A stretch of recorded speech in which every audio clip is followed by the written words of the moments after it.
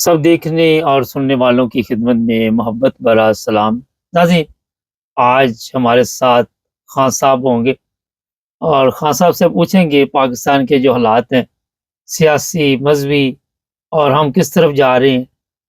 کیوں خان صاحب، کیا بنے گا ملک کا؟ وعلیکم السلام ورحمۃ اللہ وبرکاتہ۔ مبارک بھائی، آپ کے توجہ سے آپ کے تمام سامعین کو میری طرف سے سلام اور عید الفطر کی بالخصوص مبارکباد قبول کیجیے۔ جی بہت شکریہ جناب مبارک بھائی، ہمیشہ ہی آپ ریلیونٹ اور بڑے اچھے سوالات جو ہے نا ریز کرتے ہیں۔ شکر ہے اللہ تعالیٰ کا کہ جن آپ کے ساتھ ہماری گپ شپ ہوتی ہے کہ کھل کے بات کی جا سکتی ہے۔ بھائی جان، بڑا ریلیونٹ سوال ہے، اور اس وقت تو پورے پاکستان میں ایک ہی بات پوچھی جا رہی ہے کہ یہ آگے کیا ہونے جا رہا ہے۔ جی تو یہی سوال اگر میں ایک سیکنڈ کے لیے گائیڈ لائن لینے کے لیے آپ سے کر دوں تو آپ مجھے 10 سیکنڈ میں کیا کہیں گے؟ مجھے تو یہ لگ رہا ہے کہ ہمیں کسی راستے کا پتہ ہی نہیں کہ ہم نے جانا کدھر ہے۔ ایک تو ہوتا ہے نا کہ کسی جگہ پہ یا کوئی پروگرام آپ کریں یا بزنس کریں یا کوئی پلان ہوتا ہے، ہمیں تو پتہ ہی نہیں ہماری منزل کہاں ہے۔ سفر کریں، کچھ بھی کریں، کوئی بھی، بہت خوب۔ تو ابھی تک تو کسی کو نہیں، نہ عوام کو پتہ ہے، نہ سیاستدانوں کو پتہ ہے، نہ ہمارے ان لوگوں کو پتہ ہے جن کے پاس طاقت ہے۔ کسی کو بھی راستے کا پتہ کسی کو بھی نہیں۔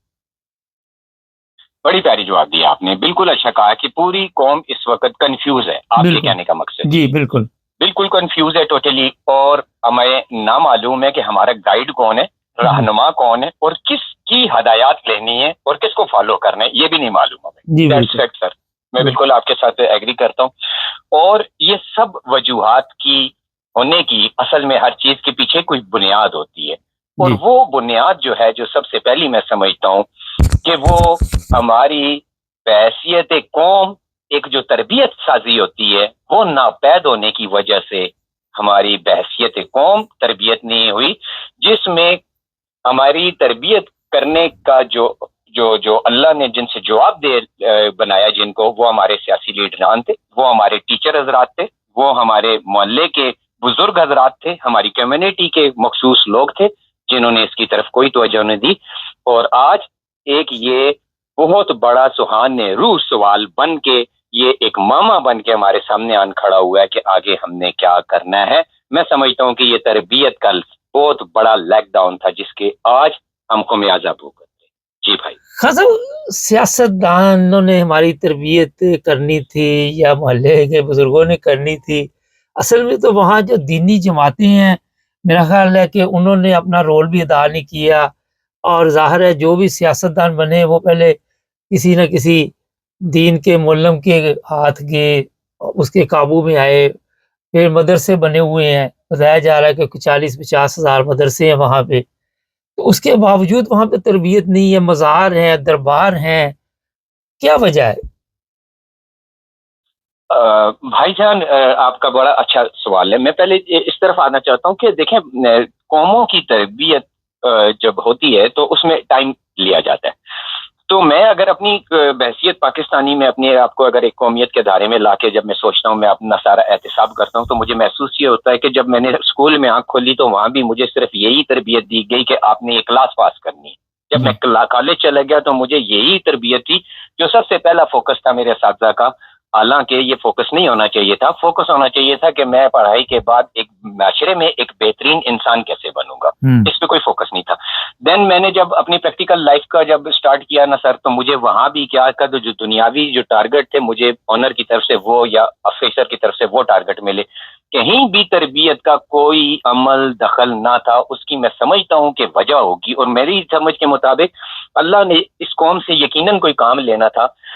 آپ کسی بھی دنیا کے قوم کی طرف اس کا ذرا جائزہ لینے کے لیے جائیں گے تو آپ دیکھیں گے کہ انہوں نے کبھی بہت عروج پایا اور کبھی وہ زوال کی طرف آئے۔ میں آپ کو کون سی امپائر تھی، رومن امپائر کا میں مثال دے سکتا ہوں کہ ایک دفعہ انہوں نے پورے فل پیک پہ گئے اور ایک دفعہ وہ نیچے آئے اور پھر وہ کاسٹرٹ ہو گئے۔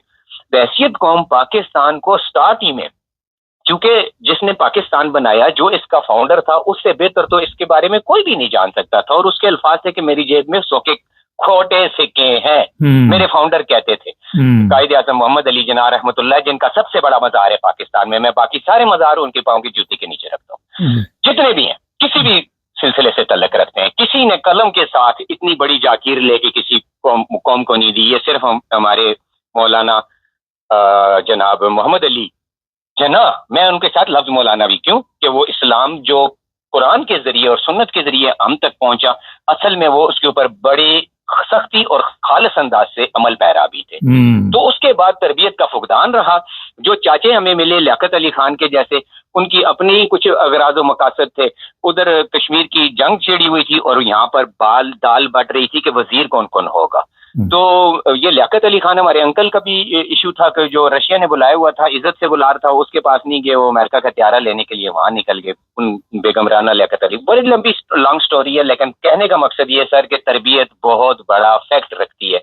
आप यूरोप में रहते हैं, आप यहाँ के 5 साल के बच्चे की तरबियत को देखिए, पाकिस्तान में 55 साल का आदमी भी उसकी तरबियत के 5% भी नहीं है। बहुत सड़क क्रॉस करने में, ना अपने आप को प्रेजेंट करने में 5% भी नहीं है, और वो वहां पर ग्रेड 22 का अफसर होगा, नहीं तो कम से कम सूबाई तालीमी वजीर होगा। मैं चैलेंज करके कहता हूँ, that's my challenge to you sir जी। और ये तरबियत का फर्क है। माँ बाप भी पाकिस्तान में कैसे तरबियत करते हैं जब उनकी अपनी तरबियत नहीं हुई। उनको जान के लाले, उनको रोटी के लाले, उनको बिलों के लाले, उनको लशम पशम के लाले पड़े हो, बेचारे क्या तरबियत करेंगे। तरबियत तो वो करता है जिसका पेट भरा हुआ हो ना भाई जी, जिसको कल की फिक्र ना हो भूख की, वो तरबियत बड़े अच्छे अंदाज से करेगा। बिन बहसियत कौम हमारे सारे बड़े जो 1970 तक की पैदाइश है, ये उनका कसूर है। ये उनका कसूर है। 1973 तक भी मैं कहता हूँ, माफ कर देता हूँ, 73 से ऊपर वालों का कसूर नहीं है, ये 73 से नीचे वालों का कसूर है। जो भी इस सदी में पैदा हुआ तो उसको तौबा करनी चाहिए, मरने से पहले एक दफा पूरी कौम से माफी भी मांगनी चाहिए। अल्लाह से तो मांगते ही हो, वो तो माफ कर देगा। क्या कौम भी माफ करेगी? कि यहाँ तक पहुंचाने में उन सब का हाल है। हाथ है जो आज जिंदा है, 1970 के बाद जो पैदा हुए हैं, से पहले पैदा हुए थे 73 से, कि पाकिस्तान टूटा जब 1973 में, तो 70 में पैदा होने वालों का तो कोई कसूर नहीं था, लेकिन असरात उनके भी थे। तो कहने का मकसद ये है भाईजान कि फोकस करना चाहिए सिर्फ तरबियत पे। जैसे ही इस कौम की तरबियत होगी, ये अपने आप धारे पे आएगी। और ना तरबियत होने के बावजूद अल्लाह ने इतनी जगहों से इनको मरवाया है, अपनों से इनको इनकी तकसीमें करवाई हैं, अपनों से इनको एक दूसरे के गले कटवाएं। मेरे ख्याल से ये भी एक तरबियत का अंदाज था, और ये कौम अब काफी हद तक ठीक हो गई है। वो मुझे ऐसे नजर आता है, 8-8 साल के बच्चे जो है ना, वो जब नारे लगाते हैं समझ आ जाता है, ओहो ये जाग गए बगैर तरबियत, ये अल्लाह ताला की तरफ से कोई इशारा हो गया इनको। मेरा ख्याल तो ये है भाई जनाब, छोटा छोटा बच्चा सियासत समझ गया। अच्छा सर, ये बताइए कि एक तो तरबियत नहीं हुई, एक गाइड जो गलत किया जा रहा है, एक तरफ कहा जा रहा है कि पाकिस्तान महफूज हाथों में है ना, जो ताकतवर लोग बैठे ऊपर, और दूसरी तरफ इमरान खान ने फर्ज करें उसे वहाँ पे नमाज नहीं पढ़ने दी गई मस्जिद में, कि हमारी जो मस्जिद है ये महफूज नहीं। एक मस्जिद भी महफूज नहीं, इमरान खान को ये कोर्ट में पेश नहीं कर सकते, और हमारा दावा ये है कि हमारी फौज ताकतवर है, हमारे सिक्योरिटी इदारे ताकतवर है, हमारी जितनी एजेंसियां बड़ी ताकतवर है। भाईजान बहुत सादा लफ्जों में आपके बड़े खूबसूरत और जामिया जो सवाल का मैं एक सादे से लफ्जों में, ताकि मेरा सुनने वाला सामीन उसको मुश्किल ना आए समझने में, मैं तो इतनी सी बात समझना चाहता हूँ भाईजान, और बताना चाहता हूँ जो मेरी समझ में आई है कि अल्लाह ने पाकिस्तानियों की ये जो 74 साल की गुलामी की जिंदगी थी, जो हमने वापडा की गुलामी की हुई है, हमने फौज की गुलामी की हुई है, रेंजर पुलिस की हुई है, सूबाई वजीरों मशीरों की हुई है, ये छोटे मोटे काउंसलरों की, हम सब इनके गुलाम थे। अल्लाह ताला ने इन गुलामी की जंजीरों को, ये जब खान साहब को रगड़ के खींच के इसको गरिमान से पकड़ के एक किस्म का निकाला, इज्जत से तो नहीं निकाला ना सर, तो उसके रिवार्ड में, उसके साथ ज्यादती हुई, रिवार्ड में क्या हुआ, अल्लाह ने पूरी कौम को एक कम अज कम नुक्ते पे शऊर दिला दिया, या मिल गया उनको कि ये ज्यादती हुई है। आज हालात ये हैं कि किसी में इतनी जुर्रत इखलाकी नहीं है, तमाम के तमाम, सबको मैं कहता हूँ A to Z मुझ समेत, कि खान को एक लम्हे के लिए टीवी पे भी ला के बिठा सकें। इखलाकी जुर्रत खत्म हो गई है, इनको मालूम है कंट्रोल नहीं किया जा सकेगा। और हकीकत है कि अगर जेल की मस्जिद में नमाज पढ़ाने का हुक्म हो जाता तो 6000 कैदियों को कहाँ से वो जगह मिलती ईद पढ़ने की। सबने कहना था जिसने सारा साल नहीं पढ़ी मैं खान के साथ नमाज पढ़ूंगा, तो क्या करेंगे? जेल में ये हालात है तो उसको तो बाहर निकालना भी इस वक्त इतनी बड़ी अफरियत बना दी। और मैं आपको प्रीडेक्ट पहले भी कर चुका हूँ अपने जानने वालों के, दोस्तों के, यारों के, और एक स्पेशल एक दुकान पे जाके जो नाम ही खान साहब के नाम से वो एक दुकान बनी है, तो मैंने उसके भी कान में फूंक के आया हूँ। जून, जुलाई, अगस्त, सितंबर, Khan will be rule in Pakistan again. रोक सको तो रोक लो। आज आपके चैनल से कह रहा हूँ, रोक सको तो रोक लो।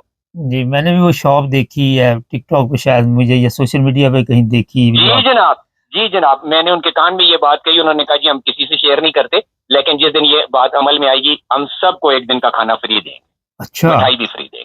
دیکھ لیں کتنی محبت کرتے ہیں لوگ، محبت رکھتے ہیں، کتنی محبت رکھتے ہیں اس کے ساتھ۔ کس نے کیا خان صاحب نے، عمران خان صاحب نے کوئی ویزا دیا تھا اس بندے کو کہ تو وہاں جا کے سیٹل ہو، کو پاؤنڈ ڈالے تھے؟ نہیں، ایک احساس دلایا تھا کہ جب وہ خود پرائم منسٹر تھا تو ہمیں سمجھ میں آئی اچھا یہ سارے ہمارے ٹیکس کے اوپر جو تنخواہیں لیتے تھے، جو امبیسڈر کلاتے تھے، یہ ایکچولی ہمیں سرو کرنے کے لیے آئے ہوئے۔ اس سے پہلے تو ہم یہ سمجھتے تھے کہ پتہ نہیں حکومت پاکستان کی کون سی ڈیوٹی سر انجام دے رہے ہیں، یہ اتنے بزی ہوتے کہ اپنے اوورسیز پاکستانیوں کے لیے ٹائم نہیں ہے۔ یہ تو جب خان صاحب آئے، خان صاحب نے تمام اوورسیز کو احساس دلایا کہ یو آر لائیو یار، تم لوگ بڑے ویلیو والے ہو، تو مت سمجھنا کہ حکومت پاکستان تمہارے پیچھے نہیں کڑی۔ جس دن وہ آیا اس دن تمام امبیسڈر سیدھے ہو گئے، کسی میں جرت نہیں تھی کہ دروازہ تو بند کر کے دیکھے یا کسی کی نہ سنے۔ آج وہی آئے آئے آئے اور یہ سننے کو کوئی بھی تیار نہیں۔ یہ احساس جگا گیا، وہ اس احساس کے بدلے لوگوں نے احساس بتائے۔ جی سوری، آج کل اندرونی ملک کے حالات بڑے خراب ہیں، مذہبی جماعتیں جو ہیں وہ بھی لوگوں کو پریشان کر رہی ہیں، بلوچستان ہے وہاں بھی حالات جو ہیں گرفتاریاں کی جا رہی ہیں، لیکن کنٹرول سے باہر ہوتے جا رہے ہیں۔ تو کچھ لوگوں کا یہ کہنا ہے کہ آنے والے دنوں میں شاید کوئی دوبارہ کوئی مشرقی پاکستان والی جو تحریک ہے وہ دوبارہ نہ دہرائی جائے، کیا دیکھتے ہیں آپ؟ مختصر ذرا بتائیے گا۔ بھائی جان بہت مختصر بتاتا ہوں کہ میرا ایک گھر ہے، میرے گھر کے اندر میری بیگم ہے، میری اماں ہے، میرے والد ہیں اور میرے 4 بچے ہیں۔ بھائی جان کمائی کا کوئی سورس نہیں ہے کسی قسم کا، ادھار لے کے کھاتا رہا ہوں، بجلی کے بل جمع کراتا رہا ہوں اور سب کے سامنے، گھر والوں کے سامنے، بیگم کے سامنے میں بڑی بڑی بلا بن کے ان کے سامنے بیٹھا رہا ہوں کہ میں تمہارا پروٹیکٹر ہوں، تمہارے گھر کا چوکیدار بھی ہوں، فائنانس بھی میں کریٹ کر رہا ہوں، ہر چیز میں کلیئر کر رہا ہوں، جبکہ میں ایکچولی ان کو دھوکہ دے رہا تھا شروع دن سے کہ جو کچھ کھا رہے تھے قرضے کا کھا رہے تھے۔ تب قرض داروں نے کرنا شروع کر دیا مجھے تنگ۔ میں تو اچھے کپڑے پہن کے باہر نکلوں گا تو میری واسکٹ کوئی چھین لے گا، کوئی گھڑی چھین لے گا، اچھا موبائل لے کے جاؤں گا وہ چھین لے گا جس کے میں نے پیسے دینے۔ یہی سچویشن اس وقت پاکستان کی ہوئی بھی ہے۔ پاکستان کے جو بڑے ہیں، جو گھر چلا رہے ہیں ابو جان، ان کی پھٹی پڑی ہے اور مزید پھٹنے لیل ہونے والی ہے۔ کیوں کہ سب نے اب کر لیے ہاتھ سیدھے۔ تو آپ بے فکر رہیں، یہ گھر اگر ٹوٹ گیا تو ان کا باپ پیسے دے گا جن کے قرضے جن سے لیے ہوئے۔ یہ گھر ٹوٹنے والا نہیں ہے، اب اس کو مزید کوئی نہیں توڑے گا، بے فکر ہو جائے پوری قوم۔ پیسے کس سے لیں گے اگر توڑ دیں گے اس کو؟ پہلی بات۔ دوسری بات یہ کہ گھر کا سربراہ بہت سخت پریشان ہے، اس وقت کنفیوز ہوا ہے، کوئی بجلی کا بل مانگ رہا ہے، کوئی روٹی کے پیسے مانگ رہا ہے، کوئی کپڑے کے مانگ رہا ہے، کوئی فیس کے مانگ رہا ہے، کوئی گھر کا کرایہ مانگ رہا ہے، کوئی پچھلے قرضے مانگ رہا ہے۔ تو اب وہ ہو گیا ہے کیا؟ پاگل۔ جب پاگل ہو جاتا ہے آدمی تو وہ پھر اسی طرح کی حرکتیں کرتا ہے، پھر وہ اپنے گھر کے بچوں کو مارنا شروع کر دیتا ہے۔ بندہ ویسے ہی ہے کہ بچہ گھر میں اپنے ڈیڈی سے پوچھتا ہے ڈیڈی کیسے ہیں، رکھ کے تھپڑ مار دیا۔ کیوں؟ وہ اس وقت اس کی یہی حالت ہے، یہی پاکستان چلانے والوں کی حالت ہے کہ کوئی سوال ویسے محبت میں بھی پوچھ لو تو اس کے پیچھے اس کو اٹھا کے لے جاؤ، اس کے اوپر ریڈ ڈال دو۔ پاگلوں والی حرکتیں کر رہے ہیں، ایکچولی 100% پاگل ہو گئے۔ مجھے صرف ایک استعفے کا انتظار تھا، یہ جو 14 مارچ کو لگا چاند گرہن بلڈ مون تھا، اور اس کے بعد 29 مارچ کو جو آیا آپ کا سورج کلپ آیا، سن کلپ، سر اس کے بعد آپ اس کی بات کرتے ہیں۔ میں آپ کو آپ کے چینل سے پریڈکٹ کرتا ہوں دنیا میں ایک ایسے بندے کی ڈیتھ ہونے والی ہے، مرڈر ہوگا وہ، جس کے بعد پوری دنیا آگ کی لپیٹ میں آئے گی، کم از کم مغربی ممالک تو سارے آ جائیں گے۔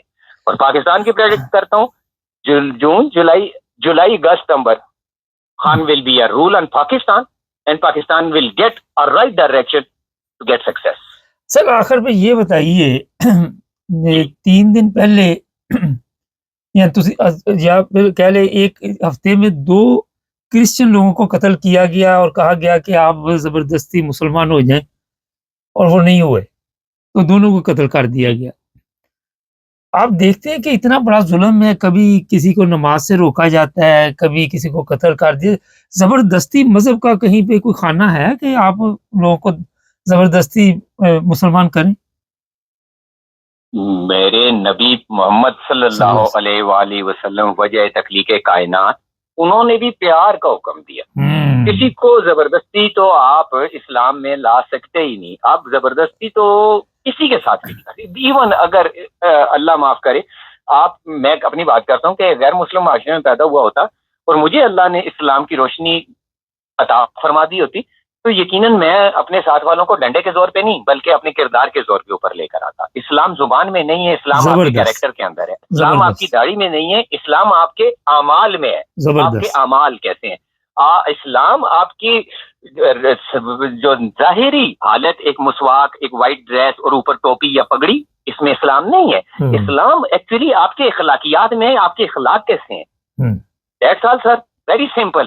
اور یہ جو پاکستان میں جتنے ٹھیکیدار بنے، میں اسپیشلی جماعت اسلامی کا نام لوں گا، یہ ام الخبائث ہے. تمام سیاسی پارٹیوں کی ام الخبائث کا کردار رہا اس کا پاکستان کے اندر، اور آج بھی ام الخبائث ہے. ہمیشہ یہ بی ٹیم رہی.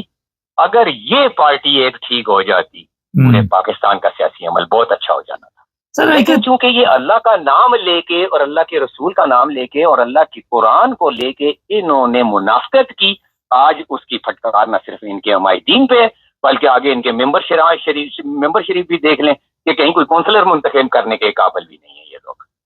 سر تحریک لبیک والے ہیں، وہ بھی آپ نے دیکھا ہے، وہ بھی لوگوں کے لیے مشکلات پیدا کر رہے ہیں. وہاں پہ جو قائد اعظم کا آپ نے ابھی شروع میں فرمایا، وہ تو وہاں پہ کوئی اثرات ہی نہیں پاکستان کے جو ان کا خواب تھا.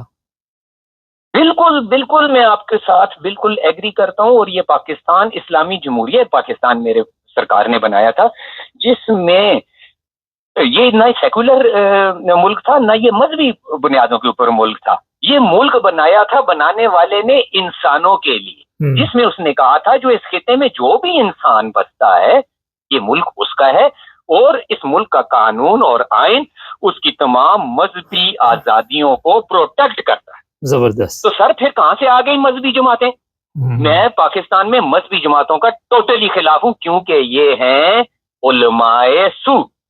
آپ حق عالم کہیں ایک پاکستان میں مجھے ڈھونڈ کے دے دے، نہیں ملے گا. ہاں کوئی مسجد کا امام پڑھا لکھا جو دنیاوی داری بھی کر رہا ہوگا، دنیاوی بھی کر رہا ہوگا اور دین کی خدمت بھی، وہ ایک بہترین امام ہوگا بنسبت یہ جتنے ڈگریاں لیے ہوئے مولوی بیٹھے ہیں کالی کالی لمبی داڑیاں اور پگڑیاں رکھے، اسپیشلی جماعت اسلامی کے چور. میں ان سب کو کنڈمٹ کرتا ہوں. پاکستان کا ایک نیا آئین مرتب ہونا چاہیے جس میں کسی مذہبی جماعت کو کسی قسم کی سیاست میں پارٹیسپیٹ کرنے کی اجازت عملاً نہیں ہونی چاہیے. یہ جسٹ ایک ووٹر ہونے چاہیے. That's all, nothing. بہت زبردست، بہت تو زبردست. سارا کباڑا کیا نا سر، نہیں تو سارا کباڑا کیا. پیپلز پارٹی نے کیا کباڑا کرنا تھا، مسلم لیگ نون نے کیا کباڑا کرنا تھا. مسلم لیگ نون نے جب کباڑا کیا قاضی حسین احمد کو ساتھ لے کر کیا، مولانا فضل الرحمان کے ساتھ کیا. بی صاحب نے بھی جب بھی کباڑا کیا اس پاکستان کی عوام کا، اس کے دائیں طرف قاضی صاحب اور بائیں طرف مولانا فضل الرحمان صاحب بیٹھا کرتے تھے. سر کہاں ہیں آپ؟ خان صاحب کے ساتھ کوئی نہیں تھا نا چور اس طرح کا بڑا رامی. تو دیکھیں خان صاحب ٹھیک رہ گئے. کسی پاکستانی عوام کے اوپر ان کے ہوتے ہوئے کم از کم ایسا کوئی ڈرامہ نہیں بنا. میں تو یہ چاہوں گا، میں معذرت چاہتا ہوں کچھ جذبات میں بات غلط نکل جاتی ہے. مولویوں کی تو جب جذبات آتی ہے نا سر، مجھے کتے اچھے لگتے ہیں پالنے، میں ان کی ٹٹیاں بھی اٹھا سکتا ہوں، لیکن میں ایک مولوی کو رزق پانی کا گلاس بھی دینا آج کے دور میں حرام سمجھتا ہوں. ان کو پانی بھی مت دو، مرتے ہوں. بہت شکریہ. انہوں نے ہمارے دین اور دنیا تباہ کر دی. اوکے سر، بہت شکریہ. خان صاحب ہم ٹھیک کہہ رہے ہیں. جو لوگ یورپ میں رہتے ہیں اور جن میں شعور ہے، جو حق اور سچ کی آواز اٹھانا جانتے ہیں اور سمجھتے ہیں، وہ بالکل صحیح بات کرتے ہیں کہ جو مذہبی جماعتیں ہیں انہوں نے انہی کی پیداوار آگے تحریک لبیک ہے، وہ دیکھ لے وہ کیا کر رہے ہیں. کل کی جو خبر تھی، یہ لوگوں کے گھروں میں جاتے ہیں، قرآن مجید جی ہم نے قبضے میں لے لیا. وہ پولیس والے کی تصویر آئی سوشل میڈیا پہ، ساری دنیا نے دیکھی. ہم نے بھی کل پروگرام کیا، اور اوپر سے روزانہ کوئی نہ کوئی پیپر ڈالا جاتا ہے. وہ جو کرسچن بندے کو قتل کر دیا، 2 بندے قتل، ایک شاید میرا بچ گیا جو پہلے والا تھا وہ زخمی ہوا ہے. کتنا بڑا ظلم ہے. وہاں پہ احمدی ہیں، ان کو جیلوں میں بند کیا ہوا ہے. 295 298 ایسی دفعہ بنائی ہوئی ہے. خان صاحب کی بات سے میں 100% ایگری ہوں کہ یہ جو آئین آپ کا ہے، اس آئین کے ساتھ پاکستان نہیں چل سکتا. آپ جو مرضی کرتے رہیں، جتنا مرضی زور لگا لیں. بہت شکریہ ہمارے دیکھیں. اچھا ایک چیز بتا دیتے ہیں، اسکرین پہ ایک نمبر ہم نے دیا ہے، اور اس پر آپ میسج کریں، کال نہ میں کریں. ہم ڈسٹرب ہوں گے، ہم خود آپ کو کال کریں گے. لیکن کسی نے کوئی ضروری بات کرنی ہو تو پھر یہ میسج کر سکتا ہے. فضول میں اپنا وقت نہ ضائع کریں، آپ کا بہت قیمتی وقت ہوگا. آپ کی صورت کے لیے لوگ پوچھتے تھے، تو جناب اس سے فائدہ اٹھائیں. چینل کو سبسکرائب کر لیں، جڑے رہیں ہمارے ساتھ.